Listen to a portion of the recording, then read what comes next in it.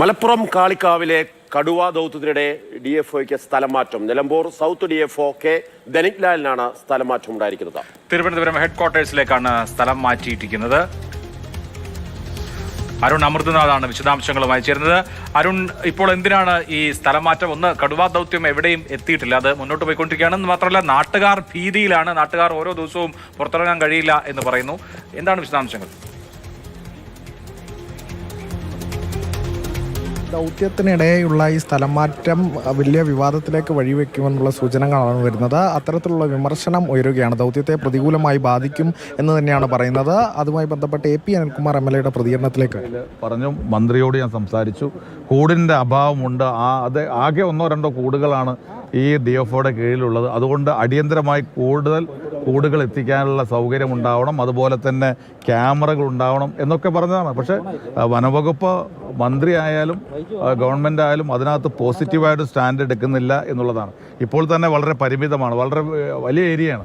ഏതാണ്ട് 50ഓളം ക്യാമറ വെക്കണം എന്നാണ് പറയുന്നത്, എല്ലാ ഭാഗവും കവർ ചെയ്യണമെങ്കിൽ. ഇപ്പോൾ പറയുന്നത് വനവകുപ്പ് 50 എന്ന് പറയുന്നെങ്കിലും അവിടെ താമസിക്കുന്ന ആളുകൾ പറയുന്നത് ഏതാണ്ട് 20ഓളം ക്യാമറകൾ മാത്രമാണ് ഇതിനകം സ്ഥാപിച്ചിട്ടുള്ളത്. 2 കൂടും സ്ഥാപിച്ചിട്ടുണ്ട് എന്നാണ് പറയുന്നത്. പക്ഷേ നിങ്ങൾക്ക് ഇവിടെ പരിചയമുള്ളവർക്കറിയാം, ഇത് സൈലന്റ് വാലിയോട് തൊട്ട് കിടക്കുന്ന പ്രദേശമാണ്. കരുവാരക്കുണ്ട് പഞ്ചായത്ത്, കാളികാവ് പഞ്ചായത്ത്, ചോക്കാട് പഞ്ചായത്ത്, ഈ 3 പഞ്ചായത്തും വളരെ തൊട്ട് കിടക്കുന്നതാണ്. ഈ വന്യമൃഗങ്ങളെ സംബന്ധിച്ചിടത്തോളം ഈ 3 പഞ്ചായത്ത്, അവർക്ക് പഞ്ചായത്തിൻ്റെ വേർതിരിവില്ലല്ലോ.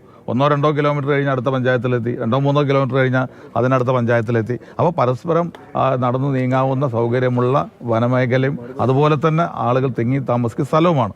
അപ്പോൾ അതുകൊണ്ട് തന്നെ 2 മാസം മുമ്പ് ഒരു കടുവയെ കണ്ടു എന്ന് പറയുമ്പോൾ അന്വേഷണം നടത്തി ഒരാഴ്ച തെരഞ്ഞ് അതോടുകൂടി അവസാനിപ്പിക്കുകയല്ല, മറിച്ച് ആ കടുവയെ കണ്ടെത്താനുള്ള ശ്രമം നടത്തി ആ കടുവയെ കണ്ടെത്തിയിരുന്നെങ്കിൽ യാതൊരു സംശയവും വേണ്ട, ഒരു ജീവൻ രക്ഷിക്കാൻ കഴിയുന്ന സാഹചര്യം ഉണ്ടായിരുന്നു. ചിലപ്പോൾ ആ കടുവ അല്ല എങ്കിൽ പോലും അന്വേഷണത്തിൻ്റെ തെരച്ചിലിനിടയിൽ കൂടുതൽ മൃഗങ്ങളെ കണ്ടെത്തുവാനും പിടിക്കാനും കഴിയുന്ന സാഹചര്യം ഉണ്ടായിരുന്നു. അതൊക്കെ ഇന്ന് വീഴ്ച വരുത്തി എന്നുള്ളത് യാഥാർത്ഥ്യമാണ്.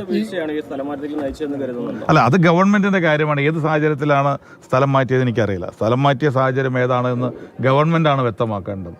അപ്പോൾ അതിനെക്കുറിച്ച് വ്യക്തമായ വിവരമില്ല. പക്ഷെ ഒരു കാര്യം ഉറപ്പാണ്, ഇത്രയും വലിയൊരു ഓപ്പറേഷന് പോകുമ്പോൾ അതിന് നേതൃത്വം കൊടുക്കാൻ ആളില്ലാതെ, നായകനില്ലാതെ മുന്നോട്ട് പോകുമ്പോഴുണ്ടാകുന്ന ബുദ്ധിമുട്ട് ഒരിക്കലും ഉണ്ടാവരുത്. അത് ഗവൺമെന്റ് ശ്രദ്ധിക്കണം. DFOയ്ക്കുള്ള സ്ഥലം മാറ്റം എന്തുകൊണ്ടാണെന്ന് അറിയില്ല എന്ന് അദ്ദേഹവും പ്രതികരിക്കുന്നു.